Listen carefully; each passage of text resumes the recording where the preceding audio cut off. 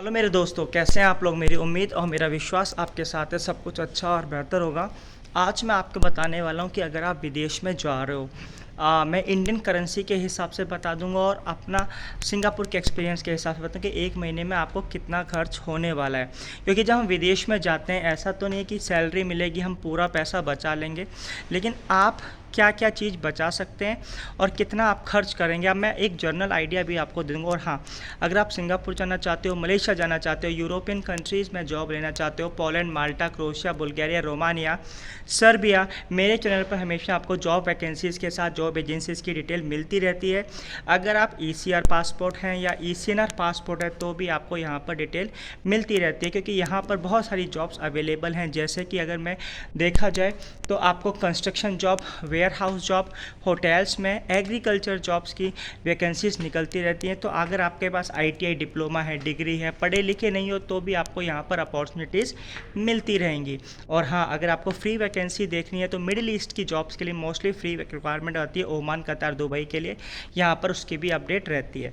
अब बात करते हैं कि भाई अगर आप विदेश जा रहे हो, इंडियन रुपीज़ के कॉन्टेंट्स में भी देखेंगे और अगर आप सिंगापुर में हो तो एक महीने का कितना खर्चा है उसके हिसाब से भी देखेंगे, तो एक जनरल आइडिया आपको मिल जाएगा। क्योंकि आप विदेश में नौकरी के लिए जा रहे हो तो आपको पता लगेगा कि आपकी सैलरी इन हैंड कितनी है, चाहे वो किसी भी कंट्रीज़ में हो। ऑन एन एवरेज में इंडियंस की सैलरी, जो हम मिडिल क्लास वर्कर्स होते हैं, उनकी सैलरी इंडियन के हिसाब से 70,000 से 1 लाख, 1.25 लाख रुपए तक जाती है। तो हम 70,000 रुपये का एवरेज लेके चलते हैं। अगर हम सिंगापुर में काम कर रहे हैं एज अ वर्क परमिट पे, हमें 1200, 1500 ऐसे डॉलर सैलरी मिल रही है, तो 1500 के हिसाब से 90,000 के आसपास सैलरी मिलती है। तो कितना खर्च होगा, क्या होगा, पूरा हम डिस्कस करेंगे। तो एक बात बताते हैं हम, जब आप यहाँ पर आते हैं तो सबसे ज़्यादा खर्चा किस चीज़ का होता है। आपका सबसे ज़्यादा एकोमोडेशन का खर्चा होता है, खाने पीने का खर्चा होता है और रहने का होता है। तो सबसे पहले खाना और रहना, यही दो खर्चे मेजर होते हैं जब हम कोई इंडियन जब अब्रॉड जाता है। अब हम सिंगापुर में बात करते हैं कि एक एकोमोडेशन के लिए एज अ वर्क परमिट या एस पासपोर्ट किसी पर भी हो, ऑन एन एवरेज खर्चा बता रहा हूँ, एग्जैक्ट सैलरी नहीं बता रहा मैं बिल्कुल।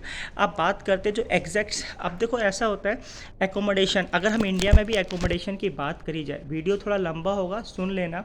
अगर एकोमोडेशन की भी बात करी जाए तो अगर मैं एकोमोडेशन की बात करता हूँ तो इंडिया में भी आपको 4-5 हज़ार रुपये महीने में भी कमरा मिल जाएगा और आपको 40,000 रुपये में भी कमरा मिल जाएगा। तो कुछ इस तरह के एकोमोडेशंस के खर्चे होते हैं।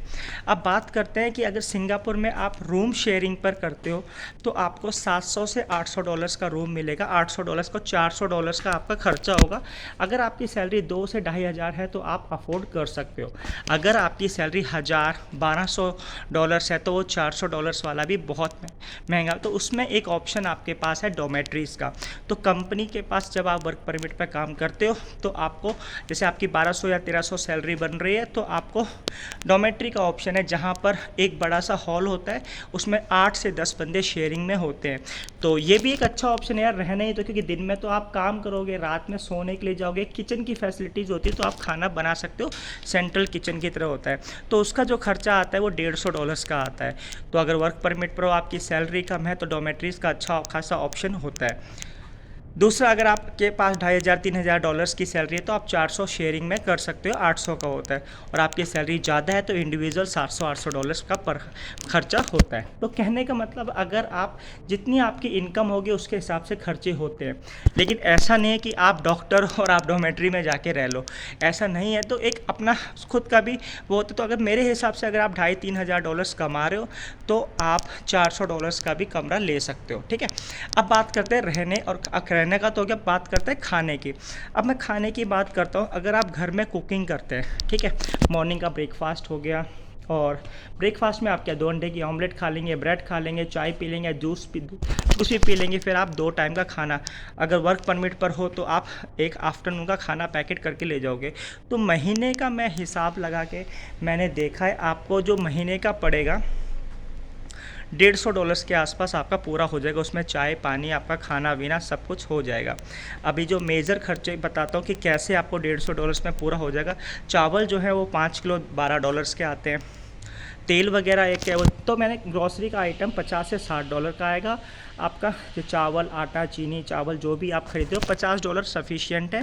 और 50 में आपकी वेजिटेबल्स है, चिकन वगैरह है। अब चिकन 1 केजी $4 से $5 का होता है, तो आप $150 में घर का खर्चा अपना खुद का चला सकते हो। तो 150 और 150 $300, तो आप $1200 की आपकी सैलरी है, तो $300 में काम चल जाएगा और आपके $900 बन जाएंगे, जो इंडिया के 50,000 के आसपास बनते हैं। ठीक है, यही आसपास अगर आपके पास 2,500-3 हज़ार की सैलरी है, तो लोग क्या करते हैं, ब्रेकफास्ट तो घर पे कर लेते हैं, दोपहर का खाना $4.5 या $5 का, नाइट का 5, तो $10 में उनका काम हो जाता है। तो महीने के 300, तो 300 वो हो गए, 400 एकोमोडेशन, 700, 2,500 आपकी सैलरी है, तो आपके 1,800 के आसपास बच जाता है। तो कुछ इस तरह से खर्चा लोग करते हैं। देखो, जिसकी जितनी कमाई उतना उसका खर्चा है। देखो, 100 की सीधी सी बात है, अगर आपकी $10,000 की सैलरी है तो आप आईफोन लेंगे। अगर आपको 1200 का सैलरी है तो आप क्या लेंगे, ओप्पो, सैमसंग लेंगे। लेकिन ये चीज़ें आपको दिखावा नहीं, मैंने कुछ देखा है $1200 की आपकी सैलरी है तो भी लोग जो है आईफोन लेते हैं। ये फिजूल खर्ची है।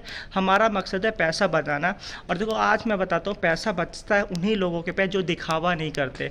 100 की सीधी सी बात, अगर आप सिंगापुर जा रहे हैं, किसी भी कंट्री में जा रहे हैं, अगर आपके पास घर में खाना बनाने का ऑप्शन है तो आप घर में खाना बनाओ, बहुत सस्ता पड़ेगा। इंग्लैंड, अगर आप यूएस वगैरह में भी तो भी घर पे बनाओगे तो भाई $400-500 में हो जाता है। अगर आप सिंगापुर में आप एकोमोडेशन डॉमेट्री वगैरह में हो, ठीक है, और आपकी 1200 सैलरी है, तो भाई $150 बहुत सफिशिएंट है। मैंने खुद अपना देखा है। तो आई होप सो आपको कुछ चीज़ें समझ में आ गई। हाँ, दूसरा बात करते हैं ट्रांसपोर्ट की। तो ट्रांसपोर्ट की मैं आगे वीडियो बना दूंगा क्योंकि काफ़ी लंबी होगी। तो आज के मैं आपको रहना और खाने का खर्चा मैंने बता दिया है। तो सैलरी के हिसाब से ऑन एवरेज अगर आप 2,500-3 हज़ार कमा रहे हो, 3 हज़ार कमा रहे हो, तो आपका $1,000 में पूरा हो जाएगा, 2,000 बच जाएंगे। अगर आप 1200 या 1300 भी कमाने वाले बहुत हैं जो लेबर जॉब करते हैं, तो उनका जो है 350 में हो जाता है, $900 के आसपास बच जाते हैं। आई होप सो आपको ये चीज़ समझ। अब ट्रांसपोर्ट के मैं आगे वीडियो बना दूंगा, उसके लिए क्षमा करना, काफ़ी लेट हो जाएगा। तो आज के लिए इतना ही। Thank you for watching this video.